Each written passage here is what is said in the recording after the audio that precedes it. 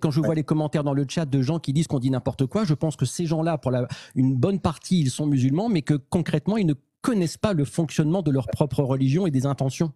Alors, il y en a qui vont être de bonne foi et qui vont avoir effectivement une vision biaisée de leur religion, n'ont pas étudié les textes, ou alors on leur a raconté que l'islam c'était la paix, etc. Moi, sur l'islam c'était la paix. Oui, l'islam c'est la paix. L'islam c'est la paix quand on se soumet à l'islam. Voilà. Quand on accepte le contrat de l'islam, qui est que si tu n'es pas musulman, tu vas devenir un dhimmi, tu vas payer la jizya, l'impôt pour les mécréants. Et puis tu vas avoir un certain nombre de droits en fonction des circonstances qui vont être attribués. Je sais pas, en Andalousie par exemple, eh bien il faut descendre du trottoir quand il y a un musulman. On n'a pas le droit de monter à cheval, on n'a pas le droit de porter d'armes. Et puis on paye un impôt, l'impôt du mécréant. Et puis à tout moment, le sultan peut décider, là ils sont trop nombreux, ils sont trop puissants, hop, je les zigouille, etc.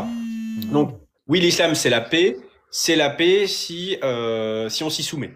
Voilà. Ça peut être la paix, en tout cas, si on s'y soumet. Et c'est là que les islamistes musulmans jouent de bonne foi et de mauvaise foi avec ce mot. Oui, oui, c'est vrai que si demain la République accepte la charia, il y aura peut-être moins d'attentats. Il y aura moins d'attentats parce que voilà, on aura accepté les règles. Donc c'est dans ce sens-là qu'il faut prendre le côté pacifique.